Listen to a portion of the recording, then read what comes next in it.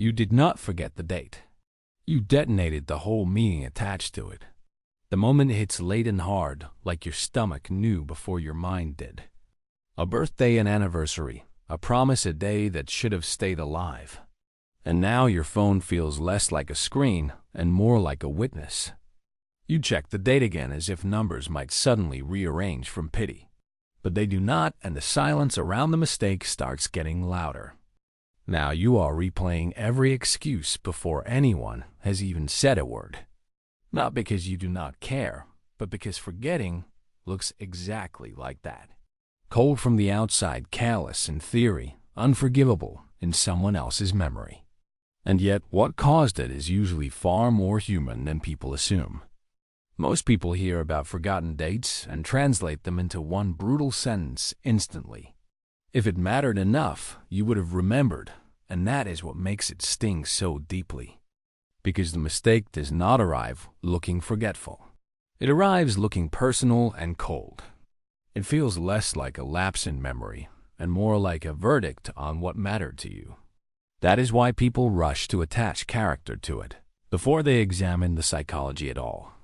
Careless, selfish, detached, irresponsible, unreliable, emotionally absent when it counted. But that interpretation is often far too simple for what is actually happening underneath. Some people forget important dates not because the bond was weak, but because time went quiet. The dates stayed meaningful in the heart while disappearing from active mental visibility.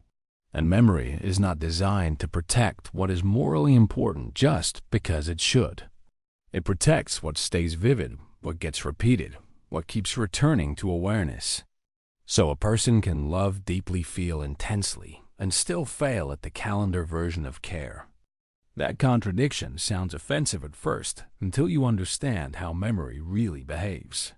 What looks like indifference from the outside can begin as overload on the inside. And once you see that the whole mistake starts changing shape in a painful way. When people think of memory, they imagine a shelf where important things stay stored in place. But the brain does not work like that, especially when the memory depends on time itself. Important dates are strangely fragile because they often live as quiet future instructions. They do not move, they do not speak, and they rarely compete well with daily urgency. A birthday next Thursday can matter deeply and still lose to stress happening right now. That is because the mind does not keep every valued thing equally active every single day. It keeps alive what is repeated, what is visible, and what keeps asking for attention. Dates are often abstract, and abstraction is easy to bury under noise, pressure, and motion. Work messages, unfinished tasks, small worries, and mental clutter slowly crowd them out. Not because the date was unimportant, but because nothing kept it emotionally in view. Some minds remember stories, faces, tones, and moments far better than calendar markers. They hold texture with ease, yet lose track of the quiet architecture of time. So the problem is not always memory in the dramatic sense people assume it is. Sometimes it is simply that the date existed without enough cues to stay mentally alive. And that makes forgetting feel cruel, even when the mechanism behind it is painfully ordinary. This is where people misunderstand memory because they expect it to behave like loyalty. But memory is not a moral system, and it does not guard what deserves protection most. It guards what feels vivid, what gets rehearsed, and what arrives with emotional electricity. That is why a random embarrassment stays alive for years, while a date quietly disappears. The brain keeps what returns often and lets go of what stays silent in the background. So even meaningful dates can fade when nothing repeatedly pulls them back into awareness. Love does not automatically create recall, and that is the part people struggle to accept. Care can be real, while remembrance stays weak, because those are not the same process. One belongs to emotion and attachment, while the other depends on activation and retrieval. That painful gap is where so many people start accusing themselves of being something colder. But forgetting a date is not always proof that the relationship meant less than it should. Sometimes it means the feeling was there while the time marker never stayed mentally active. Memory favors salience over ethics, and that truth offends people until it explains them. Because the mind stores importance in strange, uneven ways that do not look fair at all. And once you see that the guilt starts shifting from shame into something more precise. People who forget important dates easily are often not careless, but cognitively overcrowded. Their minds stay filled with unfinished loops, background stress, and invisible internal movement. They live by urgency more than sequence, responding to what feels loudest in the moment. So what is directly burning now tends to overpower what matters later, but stays quiet. A future date can be loved, respected, and valued, yet still lose against present pressure. That is the hidden pattern in many chronic forgetters of birthdays, anniversaries, and plans. They are not always detached from people, but frequently detached from structured time itself. Some move through life by emotion, context, and intensity instead of clocks and calendars. They remember how someone made them feel, but not always when something was supposed to happen. That difference can look irresponsible from outside while feeling chaotic and painful inside.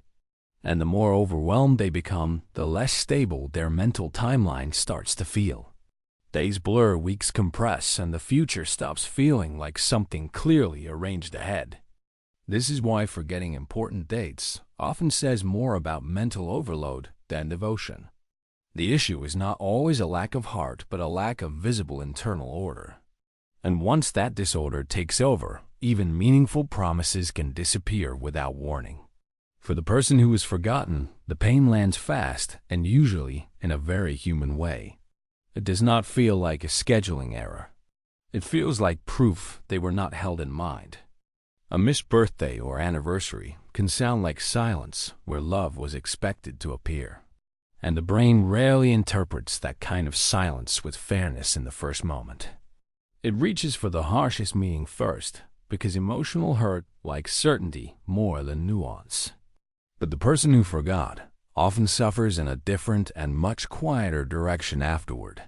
They replay the date, the message, the excuse, and the exact second they realize the damage. What others read as indifference often becomes shame the moment the truth finally hits them. Not just guilt for the event, but guilt for what the mistake now seems to reveal. That they are unreliable, immature, absent, careless, or incapable of loving people correctly. So both people leave wounded by the same moment, but for completely different reasons.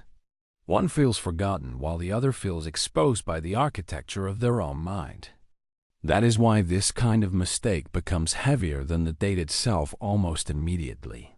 It stops being about one missed day and becomes a story about meaning on both sides. And those stories are often far harsher than the psychology that created the mistake. So yes, use reminders, repeated alerts, visual cues, and rituals, but keep dates emotionally visible. Not because you are broken, but because some minds need structure where others rely on instinct. The goal is not to become colder and mechanical, but to support care with something stable. Because love is not always weak when memory fails, and failure is not always proof of neglect. Some people remember others through feeling, tone, presence, and the weight of shared moments. They hold the texture of a bond more easily than the quiet coordinates that mark it. That does not erase the hurt caused by forgetting, but it changes what the mistake means. You may not be someone who cares too little, but someone whose mind organizes care badly.